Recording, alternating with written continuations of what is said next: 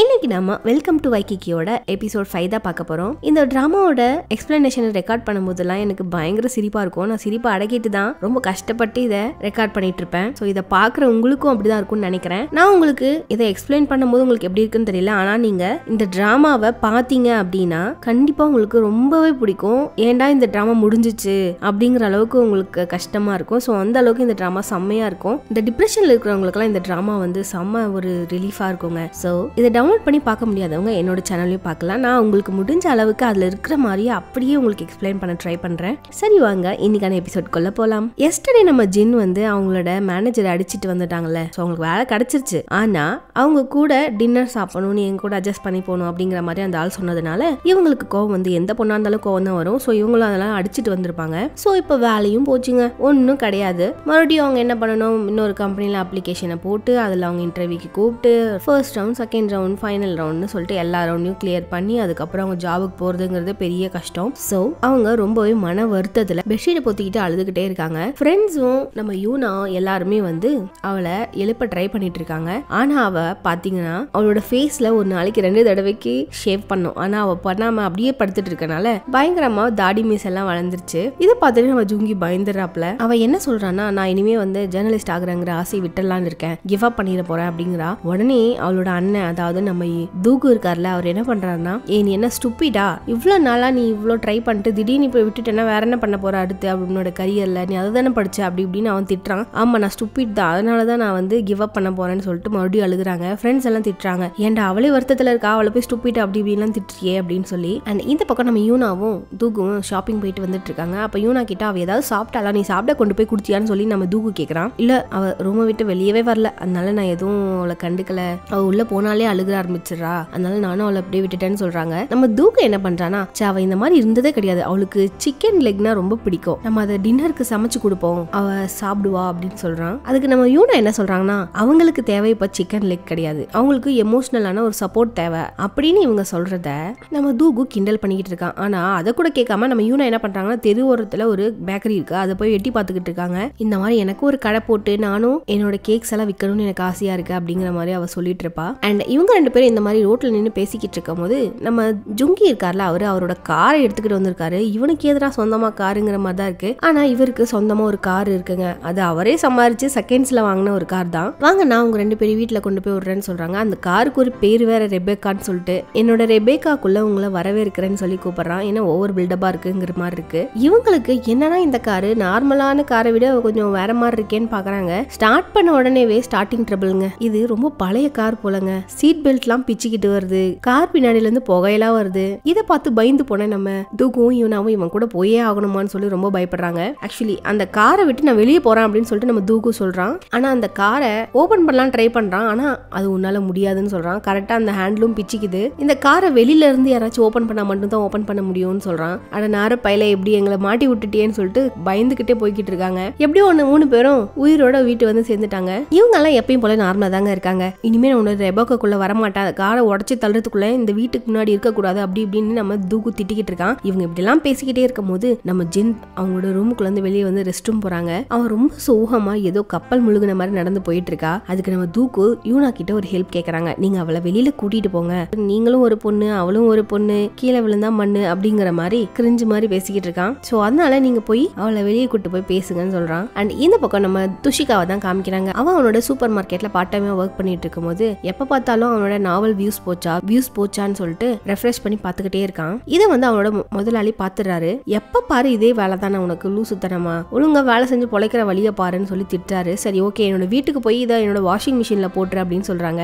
அவனோட வீட்டோட பின் நம்பரையும் சொல்லி தான் அனுப்புறான். அப்போ அவனோட பொண்ணு அங்க வராங்க. அப்போ அவர் என்ன சொல்றாருன்னா, என் பொண்ணு இங்க பார்ட் டைமா, அதாவது எனக்கு ஹெல்ப் பண்றதுக்காக இங்க ஒர்க் பண்ணணும்னு சொல்றா. ஸோ நீ அவளுக்கு நல்லபடியா சொல்லி கொடு, என்னெல்லாம் விற்கணும், எவ்வளவு விலை எதுன்னு சொல்லிட்டு எல்லாமே சொல்லி கொடுன்னு சொல்றான். அவகிட்டயும் நான் வந்து ஒரு நாவல் ரைட்டர் அப்படி இப்படின்னு சொல்லிட்டு அவனை பத்தி அவனே பீத்திக்கிட்டு இருக்கான். நான் லவ் ட்ராமா எழுதுறதுல ரொம்ப ஃபேமஸான ஆளு அப்படிங்கிற. ஆனா இவனோட நாவல் எதுவுமே வியூஸ் போலங்கிற விஷயம் அந்த பொண்ணுக்கு இன்னும் தெரியல. அதுக்கப்புறம் நம்ம துஷிகா அவனோட வீட்டுக்கு வந்துடுறான். வீட்டுக்கு வந்து அவனோட ஃப்ரெண்ட்ஸ் கிட்ட இந்த மாதிரி என்னோட பாஸோட பொண்ணு செம்ம அழகா இருந்தா, அவ என்னோட நாவலை பத்தி எல்லாம் கேட்டு என்கிட்ட ரொம்ப நல்லா பேசினான்னு சொல்றாங்க. அப்ப இருந்தா அவனுக்கு ஒரு கால் வருது, ஒரு டிரெக்டர் கிட்ட இருந்து கால் வருது. அவர் இவரோட இன்டர்நெட் நாவல்ஸ் எல்லாம் படிச்சதுனால ரொம்ப இன்ஸ்பயர் ஆயிருக்காரு, எங்களுக்காக நீங்க ஒரு கதை எழுதி தர முடியுமான்னு சொல்லி கேக்குறாங்க. ஓகே சார் கண்டிப்பா நான் எழுதி தரேன் அப்படின்னு சொல்றாங்க. சொல்றாங்க. ஆக்சுவலி இவங்க வந்து அடல்ட் கண்டென்ட்டை போட்டு தான் எனக்கு நீங்க மூவி எழுதி தரணும், உங்களோட லவ் ட்ராமாலாம் சூப்பரா இருக்கு, அதுல இன்னும் கொஞ்சம் அடல்ட் கண்டென்ட் போட்டீங்கன்னா சூப்பரா இருக்கும், எனக்கு நீங்க அந்த மாதிரி தான் எழுதி கொடுக்கணும்னு சொல்றாங்க. இவன் ஃபர்ஸ்ட் வேணான்னு சொன்னாலும் அதுக்கப்புறம் அந்த டைரக்டர் ரொம்ப ஃபோர்ஸ் பண்ணி கேட்டதுனால ஓகேன்னு சொல்லிடுறாங்க. அண்ட் இந்த சைடு நம்ம யூனா என்ன பண்றாங்கன்னா, தூக்கு சொன்ன மாதிரி அவளுக்கு ஃப்ரெஷ் ஏர் வெளியே கொண்டு போய் அவளுக்கு கொடுங்க, அப்பதான் அவளுக்கு கொஞ்சம் ரெஃப்ரெஷிங்கா இருக்கும் அப்படின்னு சொல்லவும் குளிர்ல பயங்கரமா காத்தடிச்சுக்கிட்டு இருக்கு, இதுல கொண்டு வந்து அவளை ரெஃப்ரெஷ் பண்ணிக்கிட்டு இருக்காங்க. ஆனா நம்ம ஜின் என்ன சொல்றாங்கன்னா, எனக்கு ரெஃப்ரெஷ்லாம் ஒன்றும் ஆக வேண்டாம், நான் ஆல்ரெடி ஃப்ரீஸ் ஆன மாதிரி இருக்கேன், தயவு செஞ்சு வீட்டுக்கு கூட்டிட்டு போங்கன்றாங்க. அந்த குளிர்லயும் அவங்க அட்வைஸ் பண்ணிக்கிட்டு இருக்காங்க. அங்க ஒரு குழந்தைய பாருங்க, எக்ஸாம்பிளுக்கு சொல்லணும்னா அந்த குழந்தை ரொம்ப நேரமா அந்த பட்டத்தை பறக்க விடுறதுக்காக ரொம்ப முயற்சி பண்ணுது. ஆனா கீழே விழுந்தாலும் அந்த குழந்தை என்ன பண்ணுது, பட்டத்தை பறக்க விட்டுக்கிட்டே இருக்கு அப்படின்னு. இது மாதிரிதான் வாழ்க்கையும் அப்படி இப்படின்னு பேசிக்கிட்டே இருக்கும் போது இவளும் அந்த பட்டத்தை பாக்குறா. ஆல்ரெடி குளிர்ல ஃப்ரீஸ் ஆன இவ மூஞ்சி மேலேயே வந்து அந்த பட்டம் விழுந்ததுல நெத்தியிலே ஒரே அடிங்க ரத்தமே வந்துருது. அதனால கோச்சிக்கிட்டு மறுபடியும் டிப்ரெஸ் ஆகி அவளோட ரூம்ல போய் கதவை சாத்திக்கிறா. அவ பாட்டுக்கு நிம்மதியா தூங்கிட்டு தான் இருக்காங்க. அன்னைக்கு நைட்டு போயிட்டு யாரோ அவளோட பெட்ஷீட்டை உலுக்கி உலுக்கி அவளை எழுப்பிக்கிட்டு இருக்காங்க. யாருன்னா தூக்கு தாங்க. எங்கேயும் ட்ரக்கிங் போற மாதிரி பேக் எல்லாம் மாட்டிக்கிட்டு அவளை எழுப்பிக்கிட்டு இருக்கான். நான் உன்ன ஒரு இடத்துக்கு கூட்டிட்டு போக போறேன், என் கூட வரியான்னு சொல்லி கூட்டிட்டு போறான். அவன் எங்க கூட்டு வந்திருக்கான் அப்படின்னா, விடியங்க ஆலையில எழுப்பி அவளை மலை உச்சிக்கு கொண்டு வந்து, இங்க பாரு நம்ம வாழ்க்கை இவ்வளவுதான், நம்ம ஊரே இப்ப எவ்வளவு சின்னதா தெரியுது பாரு, அந்த மாதிரிதான் நம்ம பிரச்சனையும் அப்படி இப்படின்னு அவளுக்கு அட்வைஸ் பண்ண ஆரம்பிக்கிறான். இவனும் சீரப் பண்ணி அவளை பேசிட்டு, சரி ஓகே நான் இங்க இருந்து ஓடுறேன், கீழே முதல்ல யார் போறாங்கன்னு பாக்கலாம், நம்ம ரேஸ் வச்சுக்கலாம்னு சொல்றான். ஓடி போனதுல கீழே விழுந்து நம்ம தூக்குக்கு காலில் அடிபட்டுது. அவனால சுளுக்கு பிடிச்சது, எழுந்து நடக்க கூட முடியல. இப்ப அந்த மலை உச்சியில இருந்து கீழே வரைக்கும் இப்ப நம்ம ஜின் தான் தூக்கிட்டு போனோம். டேய் எனக்கு ஆல்ரெடி நான் ஸ்ட்ரெஸ்ல இருக்கேன்டா, என்னை ஏன்டா இப்படி பண்றீங்க அப்படிங்கிற மாதிரி அவ்வளவு பெரிய உருவத்தை நம்ம ஜின்னு தான் தூக்கிக்கிட்டு வராங்க. அதுக்கப்புறம் இவங்களாலையும் ஸ்ட்ரெஸ் ஆகி அவங்க மறுபடியும் வீட்டுக்குள்ள ரூம்ல போய் கோச்சிட்டு படுத்துக்கிறாங்க. இதை பாக்குற யூனா, நீ என்னை எவ்வளவு கேவலமா பேசின, இப்ப நீங்க கிழிச்சு தள்ளிட்டீங்க அப்படின்னு இவங்க ரெண்டு பேரும் சண்டை போட்டுட்டு இருக்கும் போது இப்ப நம்ம ஜுங்கி வந்துடுறான். நீங்க ரெண்டு பேருமே வேஸ்ட், நான் அவளை பாருங்க எப்படி கூல் பண்ணி கொண்டு வரேன் வெளியே கூட்டிட்டு போயின்னு சொல்றான். இவன் என்ன கூத்து பண்ண போறான்னு தெரியல. மறுபடியும் இவன் போயிட்டு அவளை உலுக்கி உலுக்கி எழுப்பிக்கிட்டு இருக்கான். நீ என் கூட வெளியில வந்துதான் ஆகணும் அப்படின்னு சொல்லிட்டு அவளை கூட்டிக்கிட்டு இருக்கான். அவ வராதனால அவளை வலுக்கட்டாயமா புடிச்சு இழுத்துக்கிட்டு போறான். அண்ட் இந்த பக்கம் நம்ம துஷிகாவை தாங்க காமிக்கிறாங்க. அவன் அடல்ட் கண்டென்ட்டான படமா பாத்துக்கிட்டு இருக்கான் வீட்டுக்குள்ள யாரும் இல்லாத டைம்ல.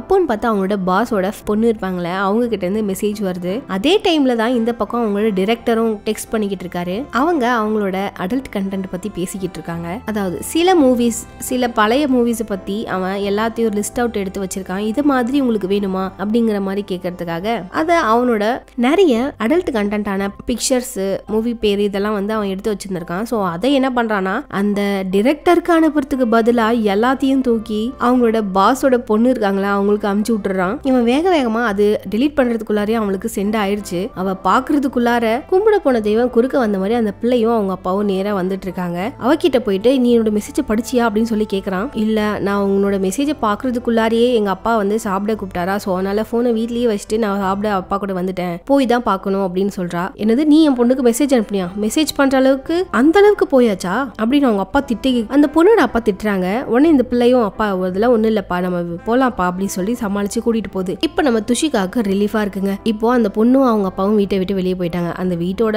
பின்கோடு நமக்கு தெரியும், போனும் வீட்டுல தான் இருக்கு. அவளையும் எப்படியும் சாப்பிட்டு வரதுக்கு ஒரு ½ hour மேலேயாவது ஆகும். நம்ம அதுக்குள்ள அவளோட போனை எடுத்து அதை டிலீட் பண்ணிடலாம் அப்படின்னு சொல்லி பாத்துக்கிட்டு இருக்கான். அண்ட் இந்த பக்கம் நம்ம ஜுங்கி தாங்க காமிக்கிறாங்க. அவன் ஒரு பக்கம் ஜின்னை சமாதானப்படுத்துறேன்னு சொல்லிட்டு அவனோட ரெபேக்கா கார்ல கூட்டிட்டு வந்திருக்கான். இதுக்கு மேல நம்ம ஜின் கவலைப்படவே தேவையில்லைங்க. எந்த ஒரு விஷயத்தையும் நினைச்சோம் அவ்வளவுதான், அந்த கார்ல வந்துட்டாங்கல்ல, அவள் தான் போய் சேர வேண்டியதான். இவன் ஒரு பக்கம் அவளை கடுப்பேற்றுற மாதிரியான டயலாக்ஸை சொல்லி அவளை அட்வைஸ் பண்ணிக்கிட்டு இருக்கான். அவன் இதெல்லாம் சொல்ல ஸ்டார்ட் பண்றதுக்குள்ளாரே நம்ம ஜின் குறுக்கிட்டு என்ன சொல்றாங்கன்னா, தயவு செஞ்சு அமைதியாரு, அவங்க ரெண்டு பேர் பண்ண வேலையால நான் ரொம்ப ஸ்ட்ரெஸ்ஸா இருக்கேன், நீயும் ஏதாவது ஸ்ட்ரெஸ் பண்ணிடாத அப்படின்னு சொல்லிட்டு இருக்கான். சரி ஓகே நம்ம வீட்டுக்கு போலாமா, நான் ரொம்ப நல்லா இருக்கேன், என்னால சத்தியமா முடியல, நீங்க எதுவும் ட்ரை பண்ணாதீங்க அப்படின்னு சொல்லிட்டு அவளை வீட்டுக்கு கூட்டிட்டு போறதுக்காக வண்டியை ஸ்டார்ட் பண்றான். ஆனா அந்த காரை கொஞ்ச நேரம் நிறுத்தினாவே ரொம்ப ஸ்ட்ரகிள் பண்ணுது. அதுக்கப்புறம் ஒரு வழியா கஷ்டப்பட்டு அந்த வண்டியை எடுத்துக்கிட்டு ரோட்ல மெயின் ரோடுக்கு வந்துட்டாங்க. அப்போன்னு பார்த்தா அவங்களோட கார் முன்னாடி ஏதோ ஒரு பேப்பர் வந்து அவங்களோட ஃப்ரண்ட் கண்ணாடி இருக்கும்ல அதை வந்து மறைச்சிருது. எனக்கு அந்த பேப்பரை கொஞ்சம் தயவு செஞ்சு எடுக்கிறியா, இல்லைன்னா நம்ம ரெண்டு பேருமே சாவ வேண்டியதுதான் சொல்லிட்டு என்ன பண்றானா, விண்டோவை திறந்து நீ கை வச்சு அதை எடுத்துருங்கிறான். ஆனா விண்டோ பாத்தீங்கன்னா ஒரு கை போற அளவுக்கு தான் ஓப்பன் ஆயிருக்கு. அதுக்கப்புறம் ஓப்பன் ஆல ஸ்டக் ஆயிடுச்சு. எப்படி ஒண்ணு கஷ்டப்பட்டு நம்ம ஜின் அந்த பேப்பரை இழுத்துறாங்க. ஆனா சொல்லாம கொள்ளாம அது பாட்டுக்கு கண்ணாடி க்ளோஸ் ஆயிடுச்சுங்க. இவனும் அந்த கண்ணாடி ஓபன் பண்ண பாக்குறான். அது அவ கையை நெரிக்காதா பாக்குது. எப்படியோ ஒண்ணு அதை க்ளோஸ் ஆகாத மாதிரி அப்படியே ஸ்டாப் பண்ணிட்டாங்க. இதுக்கு மேல அதை திறக்கவும் முடியல, மூடவும் முடியல. சரி நீ அப்படியே இருந்துக்கோ, யாராவது வந்து நம்ம கதவை திறந்ததுக்கு அப்புறம் நம்ம அதை உடச்சு எடுத்துடலாம்னு சொல்லிட்டு நம்ம ஜுங்கி சொல்றான். இவ கை இப்ப வெளியே அனாமத்தா தொங்கிக்கிட்டே டெரரா இருக்கு. அதே டைம்னு பார்த்து ரோட்ல 2 கப்பிள்ஸ் சண்டை போட்டுக்கிட்டு இருக்காங்க. அந்த ஆள் என்னடானா இவளை விட்டுட்டு போற மாதிரி பேசிக்கிட்டு இருக்கான். இவ அடிக்கலான்னு சொல்லிட்டு போறா, ஆனா அவளால அடிக்க முடியல. அடி அடி அடின்னு சொல்லிட்டு அவன் சொல்லிக்கிட்டே இருக்கான். இந்த பக்கம் நம்ம ஜின்னோ கண்ணாடிக்கு வெளியில கையை வச்சுக்கிட்டு கரெக்டா வந்துகிட்டு இருக்கா. இவனும் அடின்னு சொல்லிட்டு வாட்டமா கண்ணத்தை கொடுத்துக்கிட்டு இருக்கான். இவ கையை ஆட்டிக்கிட்டே வந்ததுல பொழிச்சுன்னு அவன் கண்ணத்திலே ஒரு அறைய விட்டுறாங்க. அவ அவ்வளவு ஃபோர்ஸா அடிச்சதுல அவனோட கண்ணத்துல அவளோட 5 விரலுமே பதிஞ்சிருது. இவன் போய் கீழே விழுந்துடுறான். இவங்க இந்த மாதிரி போயிட்டு இருக்கவும் நம்ம துஷிகா இந்த பக்கம் அந்த பிள்ளையோட வீட்டுக்கே போயிடுறான். உள்ள போயிட்டு அவளோட போனை எடுத்து எப்படியாவது அதை டிலீட் பண்ணணும்னு சொல்லிட்டு அவளோட ரூமை தேடிக்கிட்டே இருக்கான். ஒரு வழியா அவளோட ரூமையும் கண்டுபிடிச்சிடறான், போனையும் கண்டுபிடிச்சிடறான். ஆனா யாரோ வீட்டுக்குள்ள வந்த மாதிரி சவுண்ட் கேக்குது. உடனே என்ன பண்றான், அந்த பிள்ளையோட கபோர்டுக்குள்ள போய் ஒளிஞ்சுக்கிறான். இவங்க 2 பேரும் ஏன் இப்ப வீட்டுக்கு வந்தாங்க அப்படின்னா அவங்க பர்ஸை மறந்து விட்டுட்டு போயிருக்காங்க. அதனால பர்ஸ் எடுக்கிறதுக்காக வந்திருக்காங்க. இவளும் வேக வேகமா போயிட்டு அந்த போன்ல அவன் அனுப்பின என்னதான் மெசேஜ் அனுப்புனா அப்படின்னு சொல்லிட்டு ரொம்ப கியூரியஸ் ஆகி அந்த மெசேஜ் எடுக்கலான்னு சொல்லிட்டு போறா. அத அவங்க அப்பா வாங்கி பாத்துறான். எவ்வளவு தைரியம் தான் என் பொண்ணுக்கு இவ்வளவு அசிங்கமான போட்டோஸ் எல்லாம் அனுப்பியிருப்பான் அப்படின்னு சொல்லிட்டு. ஆனா இந்த பொண்ணு இந்த போட்டோஸ் எல்லாம் பார்த்ததுக்கு அப்புறமும் அவன் மேல கோவப்படாம ரொம்ப ரிலாக்ஸா கூலா இருக்கா. அதை பார்த்துட்டு என்ன நீ அவன் உனக்கு இப்படி எல்லாம் போட்டோஸ் அமைச்சிருக்கான், நீ அப்ப உனக்கும் ஓகேவா, நீ அவனை லவ் பண்றியா அப்படின்னு சொல்லி அவங்க அப்பா கேட்கவும், நான் அவனை லவ் எல்லாம் பண்ணல, இன்னும் லவ் பண்ணல, ஆனா மேபி பின்னாடி லவ் பண்ணுவனோ என்னவோ தெரியலப்பா அப்படின்னு சொல்லவும் க்ளோசெட்ல ஒளிஞ்சிட்டு இருக்க துஷிகாக்கு பயங்கர ஹாப்பி. அதுக்கப்புறம் அப்பா நீங்க என் போனை கொடுங்க, முதல்ல நீங்க என்னோட மெசேஜஸ் என்னோட போனை தொடர்த்த விடுங்க, நான் இப்ப பெரிய பொண்ணா வளர்ந்துட்டேன் அப்படின்னு சொல்லி அவளோட போனை வாங்கி அவன் தெரியாம கூட அமைச்சிருக்கலாம், அவன் இந்த மாதிரி பையன் கிடையாது, எனக்கு அவனை பத்தி தெரியும்னு சொல்லவும் நம்ம துஷிகா அந்த கபோர்டை விட்டு வெளியே வானத்துல பறக்க ஆரம்பிச்சிட்டாரு. அண்ட் அப்போன்னு பார்த்து இந்த பொண்ணு நான் அவங்ககிட்டயே போன் பண்ணியே பேசிக்கிறேன்ப்பா அப்படின்னு சொல்லிட்டு போன் பண்ணவும் இவர் வானத்துல பறந்துட்டு இருந்ததுல இவ போன் பண்ற அப்படிங்கறத காதுல வாங்காம அவ போன் பண்ணதுல இவன் போனை சைலண்ட்ல போட மறந்துடுறான். அவங்க அப்பாவும் பாத்துடுறாரு. இவன் கபோர்டை விட்டு வெளியில வரும்போது அந்த பிள்ளையோட இன்னரெல்லாம் பிடிச்சி இழுத்துட்டு வந்துடுறான். தெரியாம தான் இழுத்துருப்பான். அதை பார்த்துட்டு நீ இப்படிப்பட்ட ஒரு ஆளுன்னு எனக்கு தெரியாம போச்சுன்னு அப்பாவும் பிள்ளையுமா அவனை பிடிச்சி திட்டிக்கிட்டு இருக்காங்க. அண்ட் அடுத்த சீன்லயே போலீஸ் ஸ்டேஷனை தாங்க காமிக்கிறாங்க. எதுக்காகனா நம்ம ஜின்னு ஒரு ஆளை ரோட்ல போட்டு அப்படி அடிச்சிருப்பாங்களா, சோ அதுக்காக அந்த ஆள் தான் கம்ப்ளைண்ட் பண்ணிருப்பான். இப்ப நம்ம ஜுங்கியும் ஜின்னும் போலீஸ் ஸ்டேஷன்ல உட்காந்துருக்காங்க. அப்ப ஜுங்கி போயிட்டு நீ எதுக்காக ஒரு ஆளோட மூஞ்சில அடிச்ச சார், அது தெரியாம நடந்துருச்சு சார், விண்டோ வந்து ஸ்டக் ஆயிடுச்சு அப்படி இப்படின்னு சொல்லி நம்ம ஜுங்கி சொல்ல ட்ரை பண்ணிட்டு இருக்கான் போலீஸ் கிட்ட. ஆனா அவர் நம்புற மாதிரியே இல்ல, நீங்க இன்டென்ஷனா தான் அடிச்சிருக்கீங்க அப்படின்னு சொல்றாங்க. இந்த விஷயத்தை கேள்விப்பட்டு நம்ம தூக்குவும் யூனாவும் அந்த இடத்துக்கு வந்து சேர்ந்துடுறாங்க. இவங்க இந்த மாதிரி போலீஸ் கிட்ட பேசிட்டே இருக்கும் போது நம்ம துஷிகாவை போலீஸ் அரெஸ்ட் பண்ணி கூட்டிட்டு வந்துருக்காங்க. எதுக்காகனா இவன் ஒரு பொண்ணோட வீட்டுக்குள்ள க்ளோசெட்குள்ள ஒளிஞ்சிருந்த அந்த பிள்ளையோட இன்னர் வேர்லாம் எடுத்திருக்கான், அப்புறம் தன்னோட பொண்ணுக்கு தப்பா மெசேஜ் அனுப்பியிருக்கான் அப்படின்னு சொல்லிட்டு அவங்க அப்பா தான் கம்ப்ளைண்ட் பண்ணி போலீஸ் வர சொல்லி அவனை உள்ள தள்ளியிருப்பாங்க. நம்ம துஷிகா தூக்குவோட இடுப்புல ஒரு குழந்தை மாதிரி ஏறி உட்காந்து அழுதுகிட்டு இருக்கான். இப்ப நம்ம ஜின்னோட நிலைமை தாங்க ரொம்ப பாவம். அவங்க ஆல்ரெடி ஸ்ட்ரெஸ்ல இருந்தாங்க, காலையில இருந்து இவங்க பண்ண வேலையால இப்ப இன்னும் ஸ்ட்ரெஸ் ஆயிட்டாங்க. அப்புறம் ஒரு கட்டத்துக்கு மேல நம்ம ஜின் கோவப்பட்டு எல்லாரையும் திட்ட ஆரம்பிக்கிறாங்க. எதுக்காக எல்லாரும் இந்த மாதிரி பண்ணிட்டு இருக்கீங்க, என்ன நீங்க தனியா விட்டுருந்தீங்கன்னாவே நான் இப்போதைக்கே நான் கரெக்டா ஒழுங்கா ஆயிருப்பேன், நீங்க இப்படி பண்ணதுனால இன்னும் ஒரு வாரத்துக்கு எனக்கு இந்த ஸ்ட்ரெஸ் போவாது போல அப்படின்னு சொல்லிக்கிட்டு இருக்காங்க. ஆனா நம்ம ஜுங்கி விடுற மாதிரி இல்ல, சாரின்னு சொல்லிட்டு நம்ம ஜின்னை புடிச்சிக்கி உலுக்கிக்கிட்டு இருக்கான். அப்ப நம்ம ஜுங்கி வந்துட்டு ரொம்ப எமோஷனலா ஸ்பீச் எல்லாம் கொடுக்குறாங்க. இங்க பாரு, நீ எங்களுக்கு முக்கியம், உனக்காக நாங்க என்ன வேணா பண்ணுவோம், நீ சேரா பாக்குறதுக்கு நாங்க என்ன வேணா பண்றோம்னு சொல்றாங்க. அப்படின்னா நீ ஒரு வேலை பண்ணுன்னு சொல்லி ஒரு விஷயத்த சொல்றாங்க. ஐ திங்க் அது ஏதோ சம்திங் ஏதோ ஒரு டான்ஸ் மாதிரி போல. சோ அது இப்போ நாங்க இங்கேயே பண்ணணுமான்னு சொல்லி ஜுங்கி கேக்குறான். ஆமா, நான் சேரா பாக்கணும்னா நீங்க இப்போ இந்த டான்ஸ் ஆடுங்கன்னு சொல்லி சொல்றாங்க. ஆனா நம்ம ஜுங்கி விடுற மாதிரியே இல்லைங்க. அவளுக்காக ஆக்சுவலி அது என்ன ஒரு டான்ஸ்னா ட்ரெஸ் எல்லாம் கழட்டிட்டு அண்டர்வேரோட டான்ஸ் ஆடணும், அதுவும் பப்ளிக்ல. இது அவங்களோட ஒரு கேம் மாதிரி போல இருக்கு. சோ இவன் அவளுக்காக கலர் ட்ரெஸ் எல்லாம் கழட்ட ஆரம்பிக்கிறான். ஏன் நீங்க 2 பேரும் செய்ய மாட்டீங்களா அப்படின்னு சொல்லிட்டு தூக்குவையும் துஷிகாவையும் கூப்பிடுறாங்க. போலீஸ் ஸ்டேஷன் முன்னாடி 3 பேரும் துணியை கழட்டிட்டு அண்டர்வேரோட நின்னுக்கிட்டு டான்ஸ் ஆடிக்கிட்டு இருக்காங்க. ஜின்னும் இவங்க பண்றதை பார்த்து சிரிச்சிடறாங்க.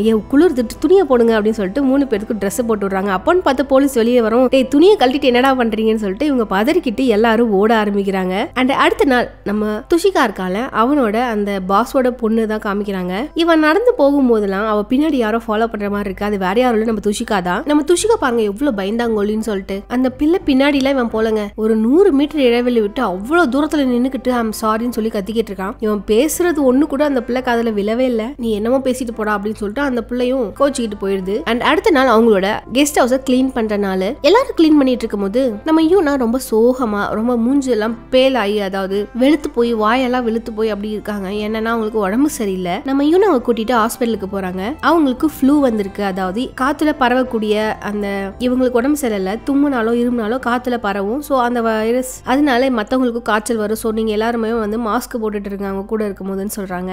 சோ இவங்க நடத்துறது கெஸ்ட் ஹவுஸ்ல வேலை பாக்குறவங்களுக்கு இந்த மாதிரி ஃப்ளூ இருக்குன்னு தெரிஞ்சா யார் இந்த கெஸ்ட் ஹவுஸ்க்கு வருவாங்க. சோ அதனால நிறைய கெஸ்ட்டும் வர வீட்டுல இருக்காங்க. சோ என்ன பண்ணலாம்னா இவங்களை எங்க தங்க வைக்கிறதுன்னு சொல்லிட்டு எல்லாரும் யோசிச்சுக்கிட்டு இருக்காங்க. நம்ம ஜுங்கி ஓவரா சீன் போறாங்க. அவனுக்கு ஃபர்ஸ்ட் டே ஷூட் இருக்கு. சோ அவனுக்கு ஃப்ளூ வந்துடக்கூடாது அப்படிங்கிறதுக்காக மூஞ்சில இந்த கொசு மருந்து அடிக்கிறதுக்கான மாஸ்க் போடுவாங்களா அந்த மாதிரி மாஸ்க் போட்டுக்கிட்டு இருக்கான். அதுக்கப்புறம் நம்ம தூக்குவோட ஐடியாவால தான் நம்ம யூனாக்கு மாடியில டென்ட் போட்டு கொடுத்துருக்காங்க. இப்போ ரூம் ரெடி ஆயிடுச்சு. சரி பாத்ரூம்க்கு என்ன பண்றது நம்ம ஜுங்கி கேட்கறான். உடனே நம்ம தூக்கு என்ன பண்றான்னா இந்த குழந்தைங்க எல்லாம் பாத்ரூம் போவாங்கல்ல சேர்ல அந்த மாதிரியான ஒரு பாத்ரூமும் இவங்க கிட்ட இருந்திருக்கும் போல. சோ அதை கூட்டிட்டு வந்து இந்த நீ இதை வச்சுக்கோ அப்படின்னு சொல்லி கொடுக்குறான். மனசாட்சியே இல்லடா உனக்கலாம் அப்படின்னு சொல்லிட்டு நம்ம ஜுங்கி திட்டுறான். இவ்வளோ காய்ச்சல்ல அதுவும் இந்த வெதர் கண்டிஷன்ல அவங்கள மொட்டை மாடியில தங்கி வைக்கிறாங்க பாவம் அப்படின்னு சொல்லிட்டு ஜுங்கி அங்கிருந்து போயிடுறான். அதுக்கப்புறம் இன்னைக்கு அவங்களுக்கு நிறைய கெஸ்ட் வர போறாங்க போல. சோ அதனாலதான் இந்த மாதிரியான ஏற்பாடெல்லாம் அவங்க பண்ணிட்டு இருக்காங்க. அவங்க நினைச்ச மாதிரி கெஸ்ட்டும் வந்துட்டாங்க. கெஸ்ட் எல்லாம் வீட்டுக்குள்ள போனதுக்கு அப்புறம் நம்ம ஜுங்கி தூக்குவோட மூக்குல இருந்து ஒரு நோட் பண்றான். ஏன்னா அவனுக்கும் வந்து இப்ப காய்ச்சல் வந்துருச்சு போல. உடனே நம்ம ஜுங்கி மூக்க மூடிக்கிட்டு ஏன் உனக்கும் காய்ச்சல் வந்துருச்சுன்னு நினைக்கிறேன், நீயும் ஒழுங்கு முறையா போய் யூனா கூட மேல தங்கிக்கோ அப்படின்னு சொல்லி அவனை தொடாம அங்கிருந்து ஓடுறான் ஜுங்கி.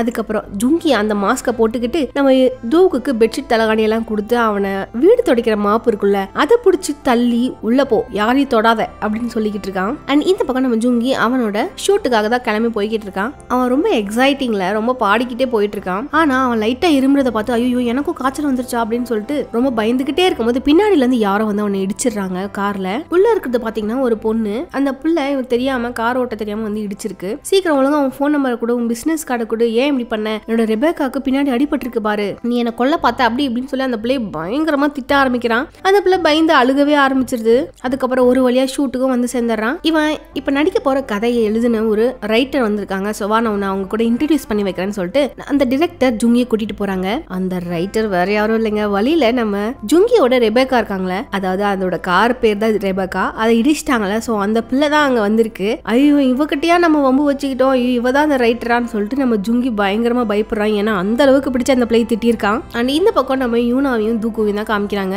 அவங்க ரெண்டு பேரும் உடம்பு சொல்லாம படுத்து கிடக்குறாங்க. கீழே எல்லாரும் ஜாலியா இருப்பாங்க, பாட்டி அது இதுன்ட்டு. இப்ப பாரு உன்னால எனக்கு காய்ச்சல் அப்படின்னு நம்ம தூக்கு யூனாவை பிடிச்சி திட்டிக்கிட்டே இருப்பான். அண்ட் இந்த பக்கம் நம்ம ஜுங்கி தாங்க காமிக்கிறாங்க. அவன் அந்த ரைட்டர் கூட டின்னர் சாப்பிடறதுக்காக வந்திருக்கான். அந்த பிள்ளை கிட்ட மன்னிப்பு கேட்கறதுக்காக தான் வந்திருக்கான். சாரி நீங்க தான் ரைட்டர்னு தெரியாம அப்படிலாம் பேசிட்டேன், பரவாயில்லைங்க உங்களுக்கு ஏதாவது அடிபட்டுச்சான்னு அந்த பொண்ணும் கேக்குது. இல்ல நான் நல்லா தான் இருக்கேன் அப்படின்னு சொல்றாங்க. அவன் ஏன் அந்த மாதிரி உங்ககிட்ட கோவப்பட்டான் அப்படிங்கிறதுக்காக காரணம் சொல்றான் பாருங்க நம்ம ஜுங்கி. அவனோட ஃப்ரெண்டுல ஒருத்தனுக்கு உடம்பு சரியில்லாம காலை செத்து போயிட்டான். அந்த வருத்தத்துல நானே போயிட்டு இருக்கும் போது நீங்க கார் இடிச்சதுனால டென்ஷன் ஆயிட்டேன்னு சொல்றான். அவனோட பேர் என்னன்னா நம்ம தூக்கு தான் உடம்பு சரியில்லாம செத்து போயிட்டான் அப்படின்னு அவகிட்ட சொல்லி சமாளிச்சுக்கிட்டு இருக்கான். அதுக்கப்புறம் சாப்பாடு வருது. ரெண்டு பேரும் நல்லபடியா சாப்பிட்டு முடிச்சுட்டு அங்க இருந்து வெளியில வந்துடுறாங்க. அதுக்கப்புறம் தயவு செஞ்சு நீங்க நான் காலையில உங்களை திட்டினதை மறந்துருங்க, நாம ரெண்டு பேரும் இப்போ இதுல நல்லா ஒர்க் பண்ண போறோம், சோ அதனால நல்லா ஃப்ரெண்ட்ஸா இருப்போம் அப்படின்னு சொல்றான். இல்ல நம்ம ரெண்டு பேரும் ஏன் கேர்ள் ஃப்ரெண்டா பாய் ஃப்ரெண்டா இருக்க கூடாது, நார்மல் ஃப்ரெண்டை விடன்னு அந்த பிள்ளை இவங்கிட்ட அப்ரோச் பண்ணிருக்கு. இவனுக்கு என்ன சொல்றதுன்னு தெரியாம அமைதியா வந்திருக்கான். அதுக்கப்புறம் வீட்டுக்கு வந்து அவங்க ஃப்ரெண்ட்ஸ் கிட்ட இந்த மாதிரி அந்த பொண்ணு எங்களை அப்ரோச் பண்ணிச்சு, என்ன லவ் பண்றேன்னு சொல்லிச்சு, அது என்னோட படத்தோட ரைட்டர் வேற அந்த பிள்ளை அப்படின்னு சொல்றான். அதுக்கப்புறம் நம்ம துஷிகா டைம் என்ன, இப்போ மேல அவங்க ரெண்டு பேரும் இருக்காங்க, அவங்களுக்கு சாப்பாடு கொடுக்கணும் அப்படிங்கிற மாதிரி பேசிக்கிட்டு இருக்கான். சரின்ட்டு அவங்களுக்கு சாப்பாடு கொடுக்கறதுக்காக ரொம்ப தூரமா நின்னுக்கிட்டு மாஸ்க் போட்டுக்கிட்டு அந்த சாப்பாடை வச்சுட்டு இவங்க வெளியில வரதுக்குள்ளார அங்க வந்து ஓடி போயிடுறான். உடனே நம்ம தூக்கு வெளியே வந்து ஏய் நாங்க என்ன அனிமல்ஸா, எங்களுக்கு ஏதோ விலங்குக்கு சாப்பாடு வச்சுட்டு பயந்து ஓடுற மாதிரி ஓடுற அப்படின்னு சொல்லிட்டு இவன் கோவத்துல வெளியில வரான். அந்த டென்ட்டோட ஒரு கயிறு சிக்கி அவன் கீழே விழுந்துடுறான். அவனுக்கு முதுகுல பயங்கரமா அடிபட்டுருதுங்க. இந்த பக்கம் யூனா ஜாலியா சாப்பாடு சாப்பிட்டுக்கிட்டு இருக்காங்க. ஆனா அவன் முதுகு வலியில முதுகு பிடிச்சிக்கிச்சு, எழுந்து அவனால சாப்பிட கூட முடியல. அதுக்கப்புறம் நம்ம யூனா தான் அவங்களுக்காக சாப்பாடுலாம் ஊட்டிக்கிட்டு இருக்காங்க. நீ என்ன எவ்வளவுதான் திட்டினாலும் நான் அவனுக்கு நல்லா தான் கவனிச்சுப்பேன் அப்படிங்கிற மாதிரி தான் நம்ம யூனா பண்றாங்க. எவ்வளவு நல்ல மனசு பாருங்க. இந்த மாதிரி இவங்க ரெண்டு பேரும் சாப்பிட்டு முடிச்சுட்டு தூங்கிட்டு இருக்கும் போது நம்ம தூக்குக்கு பாத்ரூம் போய் ஆகணும். இப்போ அவனுக்கு ரெஸ்ட் ரூம் போயே ஆகணும். யூனா கிட்ட சொல்லாம எழுந்து போயிடலான்னு பாப்பான். ஆனா அதுக்குள்ளேயும் அவன் கீழே விழுந்துருவான். மறுபடியும் யூனா எழுந்து சரி ஓகே நான் உங்களுக்கு ஹெல்ப் பண்றேன்னு சொல்லிட்டு அவனை கைத்தாங்களா கூட்டிட்டு போய் பாத்ரூம்ல கூட்டிட்டு போய் விட்டுட்டு அங்க இருந்து கூட்டிட்டு வந்து மறுபடியும் படுக்கவும் வச்சிடறாங்க. இந்த பக்கம் நம்ம ஜுங்கிக்கு போன் பேசி பேசி கழுத்துல வலிக்குது. என்னன்னா அந்த பிள்ளை இவங்க லவ் பண்றேன் கேர்ள் ஃப்ரெண்டா இருக்கலாமா அப்படின்னு சொல்லி கேட்டிருக்கோம். இவனும் ஊன்னு சொல்லிட்டு வந்திருப்பான் போல. அந்த பிள்ளை நைட்டு பூரா போன் பண்ணி பேசிக்கிட்டே இருந்திருக்கு. அவனுக்கு அந்த பொண்ணை பிடிக்கல போலங்க. ஆனா இன்னைக்கு அந்த பிள்ளை கூட தான் இவன் டேட்டுக்கு போய் ஆகணும். அண்ட் அப்போன்னு பார்த்தா அவனோட டைரக்டர் போன் பண்ணி கூப்பிடுறாங்க. நம்ம ரெண்டு பேரும் வெளியே ட்ரிங்க் பண்ண போலாமான்னு சொல்லி கூப்பிடுறான். இவங்களும் போறாங்க. அவன் ரொம்ப ஃபீலிங்ல இருப்பான் போல. என்ன மேட்டர்னா டைரக்டர் இருக்கார்ல அவனோட கேர்ள் ஃப்ரெண்டு அவங்கள ஏமாத்திட்டாங்க போல.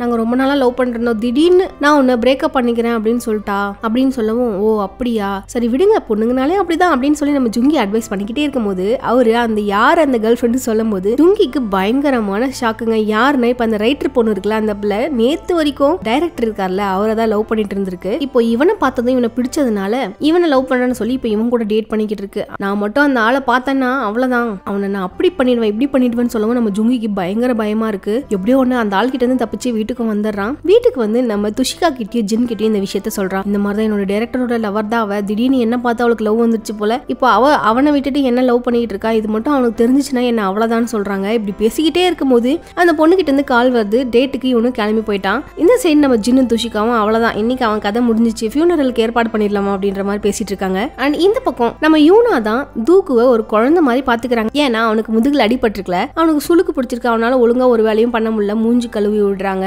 அண்ட் இந்த சைடு நம்ம ஜுங்கியை தாங்க காமிக்கிறாங்க. அவன் அவனோட டேட்டுக்காக வந்திருக்கான். டேட் முடிஞ்சதுக்கு அப்புறம் வீட்டுக்கு கொண்டு வந்து அவளை டிராப் பண்ணிட்டு சரி நான் கிளம்புறேன்னு சொல்றான். இல்ல நீங்க வீட்டுக்கு வந்து டீ குடிச்சுதான் ஆகணும் அப்படின்னு சொல்லவும் இவனுக்கு பயங்கர பயமா இருக்கு, யாராவது பின்னாடில இருந்து நம்மள பாத்துக்கிட்டு இருக்காங்களா, இந்த டிரெக்டர் இது பாத்துட்டு இருப்பானா அப்படின்னு சொல்லிட்டு பயங்கர பயத்திலே போயிட்டு இருக்கான். ஆனா இவன் நினைச்ச மாதிரி அவன் பின்னாடி தான் நின்றுட்டு இருந்திருக்கான். அவனோட கையில இருக்கிற அந்த பாட்டில போட்டு பிரஸ் பண்ணும்போதே தெரியுது அவன் எவ்வளவு கோவத்துல இருக்கான்னு சொல்லிட்டு இவனும் வீட்டுக்கு வந்து அவ டீ வச்சு கொடுக்குறேன் அப்படின்னு சொல்றா. அப்பன்னு பார்த்து யாரோ காலிங் பெல் அடிக்கிறாங்க. யாருன்னு பார்த்தா அந்த டைரக்டர் தான் வந்திருக்காங்க. சரி நீங்க பயப்படாதீங்க, நான் போயிட்டு நான் அவரை தான் லவ் பண்ணிட்டு இருந்தேன், இப்போ நான் உங்களை பிரேக்கப் பண்ணிட்டேன், உங்களை பிரேக்கப் பண்ணினதுக்கு அப்புறம் தானே நான் அவரை லவ் பண்ணேன், நான் எல்லாத்தையும் எடுத்து சொல்றேன்னு சொல்லி அந்த பொண்ணு சொல்லுது.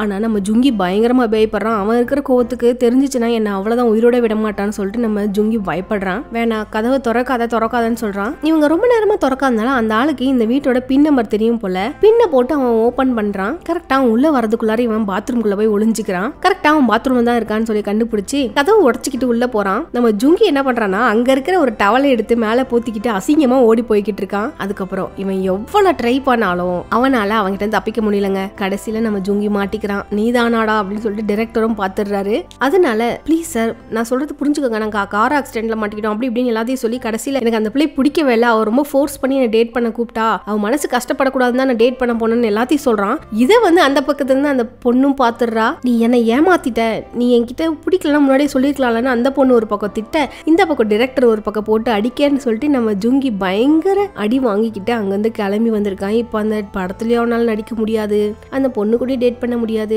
எல்லாமே நாசமா போச்சுன்னு சொல்லிட்டு வீட்டுக்கு வந்து ரொம்ப சோகமா உட்காந்து ஜுங்கி கிட்டயோ ஜென் கிட்டயோ சொல்லிக்கிட்டு இருக்கான். அண்ட் இந்த பக்கம் நம்ம யூனாவையும் தூக்குவையும் தாங்க காமிக்கிறாங்க. அவங்க ரெண்டு பேருக்கு இன்னமும் உடம்பு செல்லாம தான் இருக்கு. ஆனா நம்ம யூனா உட்காந்து படிச்சுக்கிட்டு இருக்காங்க. என்ன படிச்சுக்கிட்டு இருக்கேன்னு நம்ம தூக்கு கேட்கும் போது நான் இந்த மாதிரி கேக் சம்பந்தமா அந்த கோர்ஸ் கம்ப்ளீட் பண்ணலாம் ட்ரை பண்ணிட்டு இருக்கேன், அது கம்ப்ளீட் பண்ணிட்டு அதுக்கப்புறமா ஒரு ப்ரொஃபஷனலா ஒரு கேக் ஷாப் வைக்கணும், அதுதான் என்னோட ஆசைன்னு சொல்றா. என்ன உனக்கு திடீர்னு இப்படி ஒரு ஆசைன்னு கேட்கவும், நான் என் பொண்ணுக்கு சிங்கிள் பேரண்ட், அவளோட அப்பா அவ கூட இல்லைனாலும் நான் தானே அவளை பாத்துக்கணும், இப்போ நான் அவங்க கூட தற்காலிகமா இருக்கலாம், ஆனா பின்னாடி நான் தானே அவளை பாத்துக்கணும், அதுக்கு எனக்கு கரெக்டான ஒரு இன்கம் வேணும் அப்படின்னு சொல்லிட்டு ரொம்ப ஃபீலிங்கா சொல்லிட்டு இருக்காங்க. அண்ட் அப்போன்னு பார்த்து நம்ம தூக்குக்கு யாரோ ஃபோன் பண்றாங்க. அதை எடுத்து கூட அவனால பேச முடியலங்க, அந்த அளவுக்கு முதுகு சுளுக்கு பிடிச்சிருக்கு, கையெல்லாம் எடுக்க முடியாது. அண்ட் அதனால நம்ம யூனா தான் போனை அட்டன் பண்ணி அவனோட காதுல வைக்கிறாங்க. பேசி முடிச்சதுக்கு அப்புறம் அவனோட போனை ஆஃப் பண்ணி வைக்கும் போது அந்த போன்ல அவங்களோட அம்மாவோட போட்டோ இருக்கு. என்ன தூக்கு உங்களோட அம்மா பத்தி நீங்க என்கிட்ட சொல்லவே இல்லைன்னு சொல்லிட்டு நம்ம யூனா கேட்கும் போது, இல்ல அவங்க இறந்துட்டாங்க, இப்ப எனக்கு என் தங்கச்சி, அவளுக்கு நான் அவ்வளவுதான், எங்க வீட்டுல யாரும் வேற யாருமே உயிரோட இல்லை அப்படின்னு சொல்லவும் நம்ம யூனா ரொம்ப அப்செட் ஆயிடுறாங்க பாவம்னு சொல்லி. அண்ட் அடுத்த நாள் காலையில நம்ம யூனாக்கு ஃபீவர் எல்லாமே சரியா போயிடுதுங்க. இப்போ நம்ம தூக்குக்கு மட்டும்தான் உடம்பு சரியில்லை. ஸோ முதல் வழியா அவங்க கீழே வந்து அவங்களோட குழந்தைய தான் எடுத்து கொஞ்சிட்டு இருக்காங்க. அண்ட் அப்போ எல்லாருமே ஹாலில் உட்காந்து டிவி பார்த்துக்கிட்டு இருக்காங்க. என்னன்னா நம்ம ஜுங்கியோட ஒரு டிராமா, அதாவது ஒரு சின்ன ரோல நடிச்சிருக்கான். அந்த டிராமா இன்னைக்கு அந்த எபிசோட் தான் வரப்போகுது. ஸோ அதுக்காக எல்லாரும் பார்க்கறதுக்காக வந்திருக்காங்க. அதுல அவனோட ரோல் என்னன்னா அவன் ஒரு டிரைவரா இருக்கான். அவன் அந்த முதலாளி ஒரு கேண்டி கொடுத்ததும் அதை சாப்பிட்டதும் அவன் செத்து போயிடுறான். இவ்வளவுதாங்க அவனோட ரோல். இதை பார்த்துட்டு அவங்க ஃப்ரெண்ட்ஸ் எல்லாம் இவ்வளவுதானா, ஏதோ பெரிய பில்டப்லாம் கொடுத்துக்கிட்டு இருந்த கார் ஓட்டுறது, நான் அதுக்கு கார் ப்ராக்டிஸ்லாம் பண்ணணும், மூஞ்சி ஒழுங்கா வச்சுக்கணும், நல்லா சீன் போட்டேன் அப்படின்னு நம்ம ஜின் பயங்கர கிண்டல் அடிக்கிறாங்க. அண்ட் இந்த பக்கம் நம்ம தூக்குக்கும் சரியாயிடுச்சு போல, அவனும் கீழே இறங்கி வந்துடுறான். நம்ம யூனாக்கு நம்ம தூக்கு ஒரு ஹெல்ப் பண்ணியிருக்காருங்க. என்னன்னா வந்ததும் ஒரு நியூஸ் சொல்றான், இங்க பாரு நீ நேற்று நைட்டு படிச்சுட்டு இருந்தல, ஸோ அதனால அவன் ஏர்லி மார்னிங் சீக்கிரமா எழுந்து போயிட்டு என்ன பண்ணிருக்கான்னா ஒரு இன்ஸ்டியூட் மாதிரி வச்சிருக்காங்க. அவங்க இந்த மாதிரி சிங்கிள் மதர்ஸ்லாம் இருப்பாங்கல்ல, ஹஸ்பண்ட் இல்லாம இருக்காங்கல்ல, அந்த மாதிரியான கேர்ள்ஸ்க்கு அந்த இடத்துல இன்ஸ்டிடியூட்ல ஃப்ரீயா இந்த மாதிரி படிக்கிறதுக்காக அந்த இடத்துல இவளுக்காக அப்ளிகேஷன் வாங்கி ஒரு அட்மிஷனையும் போட்டுட்டு வந்திருக்கான். நம்ம யூனாவும் கண் கலங்கி அவனை கட்டி பிடிச்சுக்கிறாங்க. இதெல்லாம் பாக்குற நம்ம துஷிகாவும் ஜின்னும் என்ன சொல்றாங்கன்னா, நீங்க ரெண்டு பேரும் பாக்குற ஒரு கப்பல் மாதிரியே இருக்கீங்க, அதுவும் 2 நாள் நீங்க 2 பேரும் தனியா வர இருந்திருக்கீங்க, என்ன உங்க 2 பேருக்குள்ளேயும் ஏதாவது கெமிஸ்ட்ரி ஒர்க் அவுட் ஆதா அப்படின்னு நம்ம துஷிகா கிண்டல் பண்ணிக்கிட்டு இருக்கான். இதுல வெக்கப்பட்டு நம்ம தூக்கு ரூமுக்கு போறான். ஆனா அவன் வெக்கப்பட்டுட்டு தான் இருக்கான். அந்த பிள்ளை அவனுக்கு பிடிச்சிருக்கு போல. இதோட இன்னைக்கான எபிசோட் முடியுது. நாளைக்கு அடுத்த எபிசோட் உங்களை வந்து சந்திக்கும் வரை until then, tata bye, thank you.